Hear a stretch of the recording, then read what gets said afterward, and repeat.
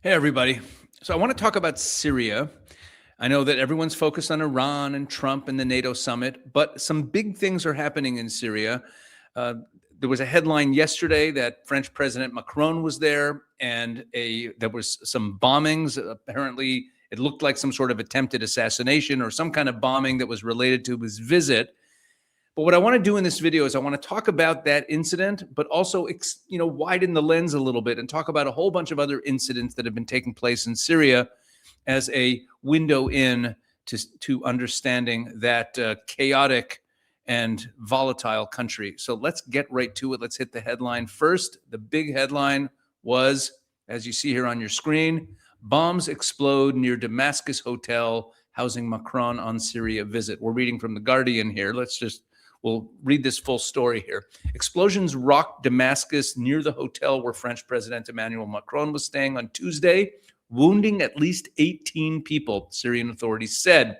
Macron was in the presidential palace for a meeting with the Syrian President Ahmed al-Shara when the two improvised explosive devices detonated near the Four Seasons Hotel, where Macron was reported to be staying. The Four Seasons hosts UN staff and foreign diplomats and is one of the most well-guarded facilities in the Syrian capital. The explosions did not interrupt Macron's visit, Syrian state media said, publishing pictures of the French and Syrian presidents embracing in the presidential palace. But the explosions were a setback for Syria's new rulers who have sought to project an image of stability and have sought to attract foreign investors since the toppling of the former President Bashar al-Assad in December 2024. Let's remember that line. The explosions were a setback for Syria's new rulers who have sought to project an image of stability, as though these explosions suddenly let the world know that it's not so stable. You see, because the reason that people heard about this, the reason that this is a headline in The Guardian, is because President Macron was visiting, as we will soon see. We're going to go into some other incidents that have taken place recently. Macron is the first major Western leader to visit Syria since Assad was forced out, and the meeting with Shara in Damascus was viewed as a major recognition of Shara. Shara and his ministers have worked hard to distance themselves from their pasts as Islamist fighters in Hayat Tahrir al-Sham, which grew out of al-Qaeda. France has been one of the most supportive Western governments of Shara's rule, pushing the U.S. to drop sanctions on Syria and playing a key role in mediating between Syria and Israel. Macron has been accompanied by an economic delegation, including Jacques Sadeh, the head of the shipping conglomerate CMA-CGM, who has Syrian origins. The French president is expected to sign memorandums of understanding with Syria in an attempt to boost investor confidence in the war-battered country, which is struggling to lift itself out of economic malaise. A video of one of the explosions on Tuesday showed Syrian police officers standing around what appeared to be a bin before the bin suddenly exploded, wounding 4 officers. The Syrian Interior Ministry said another IED was placed in a parked car and that 18 people were wounded in total. The Interior Ministry said an investigation was underway to determine who was responsible for the attack. Now, it mentions a previous incident, which we're going to look at also. Last Thursday, an IED placed in a busy cafe near the Justice Palace in Damascus killed at least 10 people and wounded more than 20. No group has claimed responsibility for that attack. Syria has recently struggled with attacks from various armed groups, including Islamic State and groups linked to the former Assad regime. Damascus has been largely spared from violence until last week, even as other areas of the country saw kidnappings and assassinations as the new government tried to assert itself. Besides security, the economic malaise created by 14 years of war and crushing sanctions is the main challenge facing post-war Syria. About 90% of people in Syria live in poverty, and the country's infrastructure is in desperate need of repair as a result of the war. Basic services such as electricity are inconsistent in parts of the country, including Damascus. Now, besides the stated reasons for Macron's trip here, where it says that he's going to have an economic delegation and expected to sign memorandums of understanding to boost investor confidence, there's another reason he was there. Take a look at this. France and Syria, this is from Emirati state media, UAE state media. France and Syria begin return of Assad-era confiscated assets. Interesting. France and Syria have started the process of returning 51 million euros, $58 million, in assets confiscated from former Vice President Rifat al-Assad, the Elysee announced on Tuesday during Macron's visit to Damascus. The funds, which were confiscated by French courts, will help finance development projects that will benefit the Syrian population. Rifat al-Assad was sentenced to jail in France in 2022 for embezzling Syrian state funds and using them to build a property empire across Europe. His assets in the country have been estimated as worth $106 million. So you have an Assad family member, embezzled tons of money, was building a real estate empire in Europe. His assets were seized, and now part of the visit of Macron and Ashara was designed to get those assets, those confiscated assets, and give them to the Syrian population.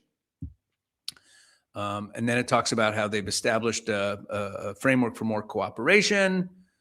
Very nice. Okay. And Macron says France ready to help rebuild Syria after Damascus bombs disrupt trip.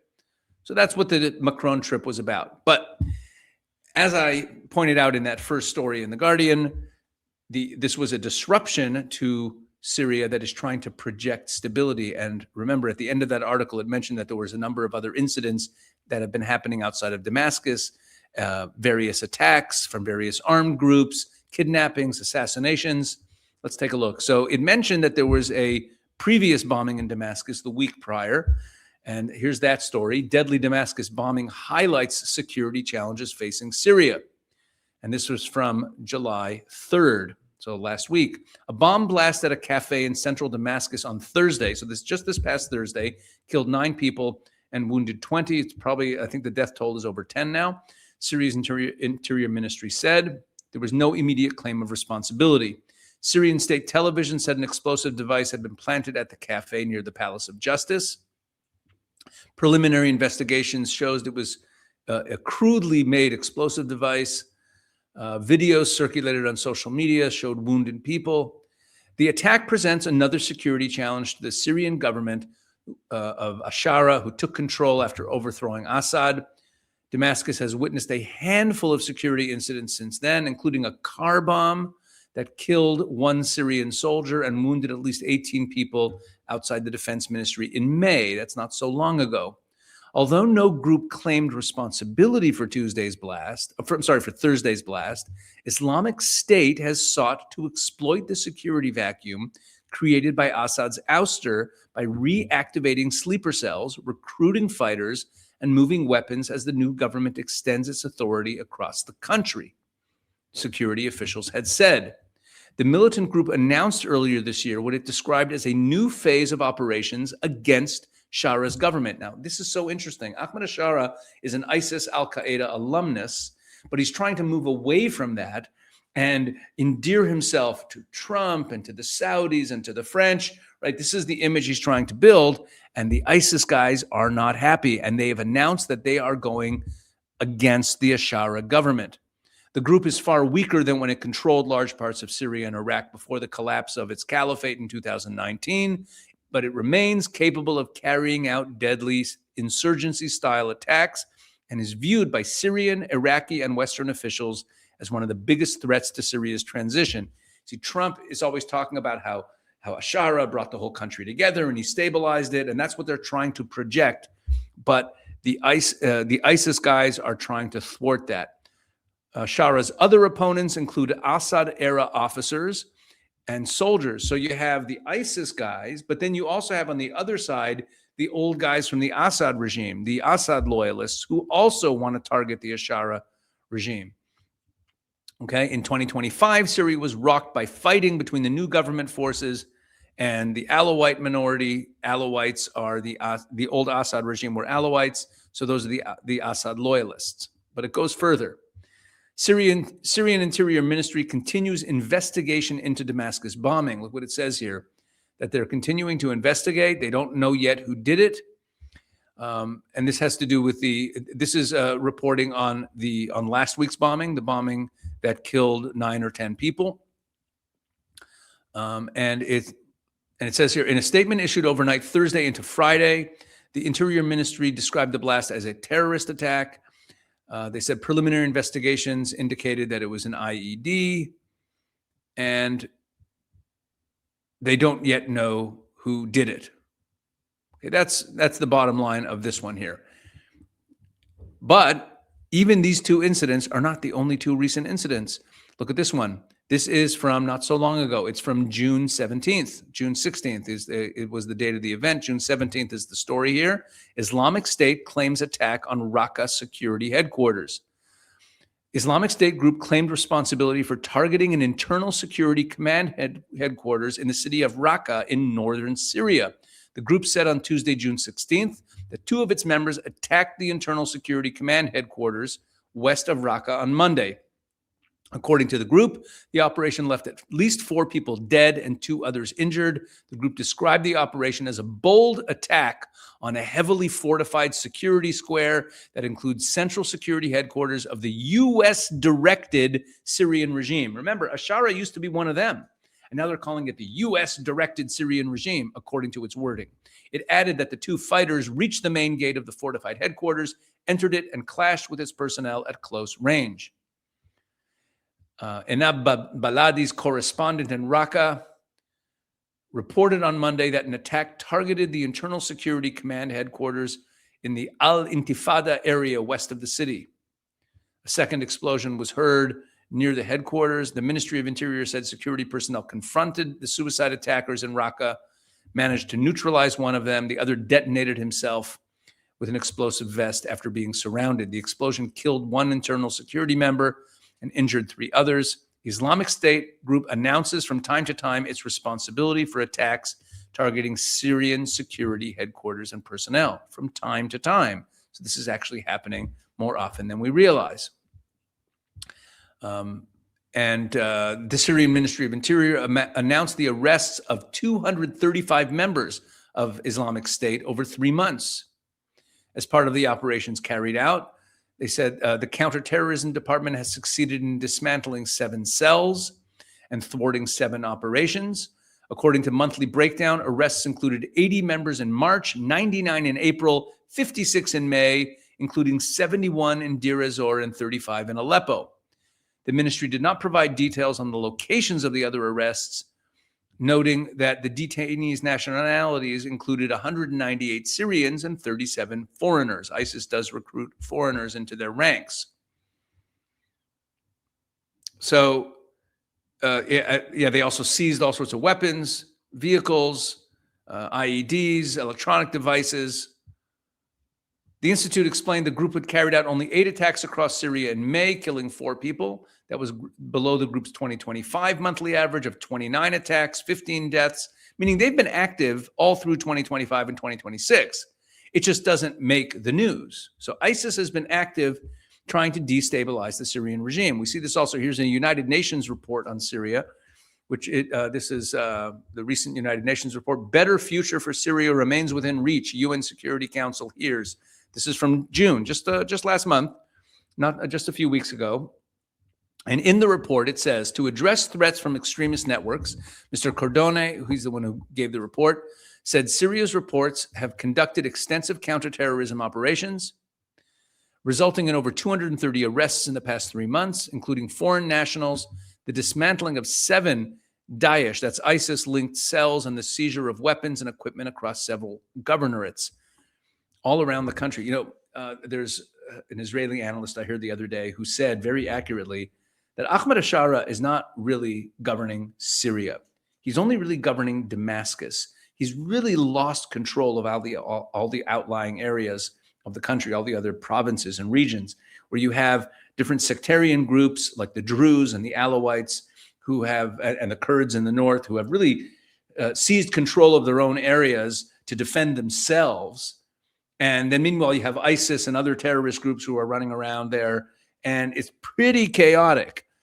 That's the message I'm trying to give you in this video. However, Daesh activities, ISIS activities outside traditional operating areas, and its attempts to exploit governance gaps and local grievances are concerning.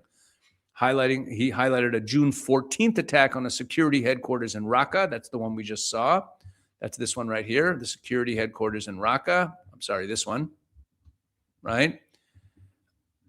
That killed security personnel and injured others. Continued concern about foreign fighter networks has also emphasized the importance of ensuring effective integration.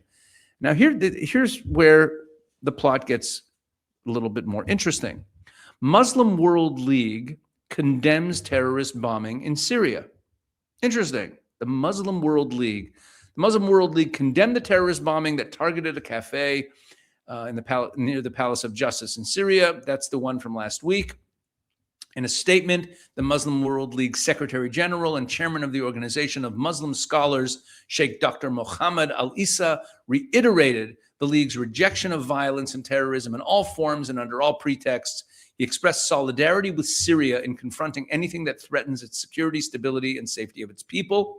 Al-Issa offered sincere condolences to the families of the victims and the Syrian people, praying to Allah Almighty for mercy for the deceased and speedy recovery for the injured. So who's the Muslim World League? It's nice to see this Muslim organization condemning terrorism. Who are they? So the Muslim World League was founded in the 1960s, and it was founded in 1962 with Saudi government backing. And officially, it exists in order to spread Islam, to fund mosques, to distribute Qurans, to provide humanitarian aid, and to promote, and in its modern incarnation, meaning modern in the last 10, 15 years, we'll get to that in a moment, it also promotes interfaith dialogue and moderate Islam. It's funded by the Saudi state. Now, the Saudis don't seem so moderate, but let me explain. When the Muslim World League was first founded in the 1960s, and then all the way through to the early 2000s, it was actually a very problematic organization. It was very strongly associated with the Muslim Brotherhood. Saudi Arabia at the time was giving refuge to Muslim Brotherhood members, and it was giving the Muslim Brotherhood institutional platforms after they were kicked out of Egypt, because Nasser kicked them out of Egypt, and then the Saudis really took them in. And the Muslim World League was a vehicle for that. And U.S. officials say that the Muslim World League in the past had supported Islamic terrorist organizations and had a long history of anti-Semitism. And as late as 2008, the League invited Muslim Brotherhood leader Yusuf al-Qaradawi, who's like a Qatari cleric. He's one of like the thought leaders of the Muslim Brotherhood, radical guy, and they had invited him. He openly advocates jihad against Jews in the West, and he spoke for the Muslim World League in 2008. So this was a really bad organization, and then they flipped. What happened was in 2013, there was an attempted coup in Egypt. 2013. Saudi Arabia, along with the UAE, Bahrain, and Egypt, ever since then, designates the Muslim Brotherhood as a terrorist organization. And in line with the new Saudi policy on the Brotherhood, the Muslim World League now is trying to break with its past. So their new Secretary General, Mohammed Al-Issa, who issued this statement, he's been in office for the last 10 years as the head of the Muslim World League. He's become a major voice for interfaith cooperation and a rejection of extremism. And he's done some high-profile outreach to Jewish groups. He visited Auschwitz, and he's trying to counter the political Islam of the Muslim Brotherhood. So historically, the Muslim World League and the Muslim Brotherhood were closely aligned, sharing personnel and ideology, but today they're on opposite sides. And the Muslim World League now serves as one of Saudi Arabia's flagship tools for promoting like a state-controlled moderate Islam that rejects the Muslim Brotherhood. And so it's in line with the Saudi policy, but that's like the role it currently plays. Now, there are Western watchdog groups that track these Islamist networks, and some of them don't really trust this moderate branding of the Muslim World League, and some of their affiliated organizations still might be in bed with the Muslim Brotherhood. Anyway, that's the situation here, and that's why I brought up this strange little news story The Muslim World League condemns the bombing in Syria. What's that about? Well, it's about this. It's about who Ashara is and which side he's on and who ISIS is and lining everyone up, meaning Ahmad Ashara is trying to distance himself from his Al-Qaeda, ISIS, Muslim Brotherhood ideology connections, trying to present himself more as part of this camp that's moving away from that, which is where the Saudi government officially is. They outlaw the Muslim Brotherhood. So by having the Muslim World League, which is this respected Muslim leadership, religious leadership organization, condemning the bombings in Syria, that is, kind of lining up with where Ahmad Ashara wants to be seen, right? That it's condemning the terrorism. It's also showing Saudi support for the Ashara regime without it being official government, an official government statement.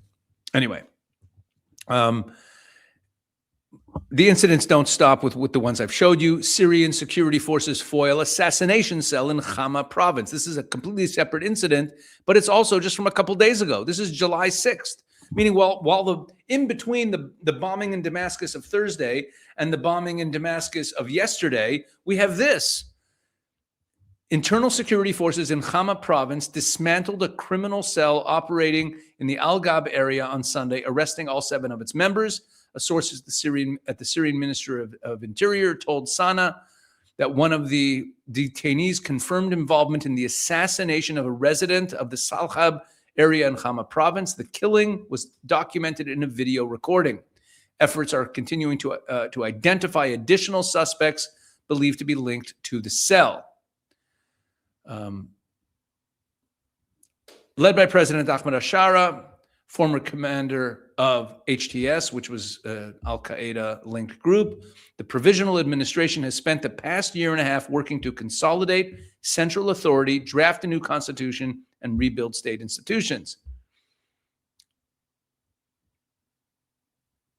Anyway, so you see that we have an assassination cell, we have the bombing in Raqqa, and then we have these 2 bombings in Damascus. This is all in the space of a few weeks.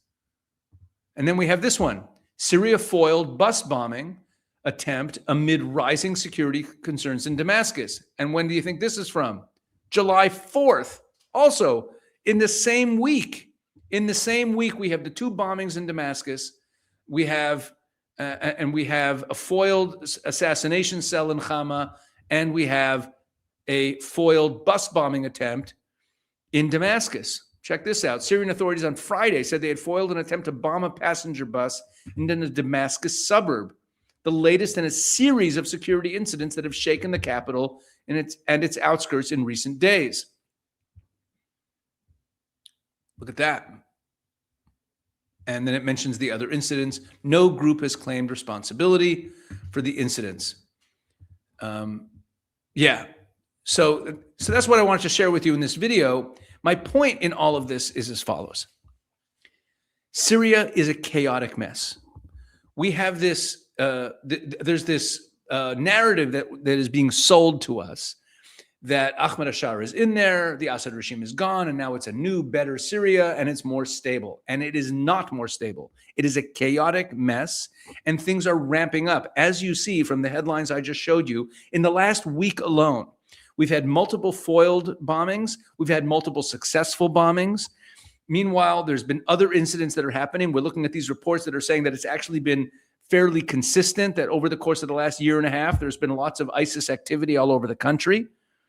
The minorities are not giving up their weapons, and they're holding on to them. The Alawites still have a score to settle with Ashara. And they're trying to project stability. So it's pretty clear what this bombing was about in France. And here's how I interpret it. The bombers knew that Macron was not in the hotel when they did the bombing, and the bombing was only near the hotel. Think about that. They knew where he was, that he was in the presidential palace having a meeting during the day. The bombing wasn't an assassination attempt. The bombing was an attempt to use the Macron visit and and the fact that this would be a big headline because Macron is in Damascus and there's a bombing, and sure enough it was. That's why we're talking about this. That's why of all the incidents I showed you here, probably the only one that you heard of before this video probably was this one, was the bombing when Macron was there, where only 18 people were injured. It was a far less deadly bombing than the bombing of the previous week. But why did everyone notice it? Everyone noticed it because Macron was there.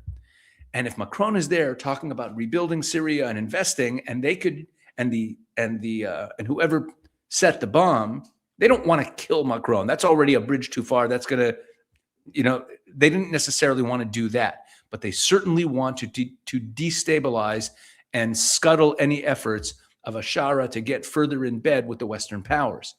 So that's how I interpret what we're seeing here. Either way, whether you agree with my interpretation or not, my point is that Syria is far less stable than we're being led to believe. And the implications for my country, for Israel, are that Israel is still in a security zone that it's taken in southern Syria.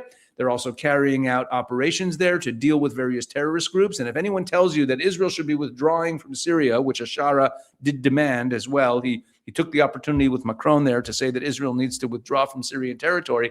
If anyone tells you that, it's like, hold on a second. Ashara doesn't even control Syria. Syria is it's the Wild West, and you have terrorist groups running around there. And Israel ain't going anywhere until it knows that it's going to be safe and that the Druze population is also going to be safe.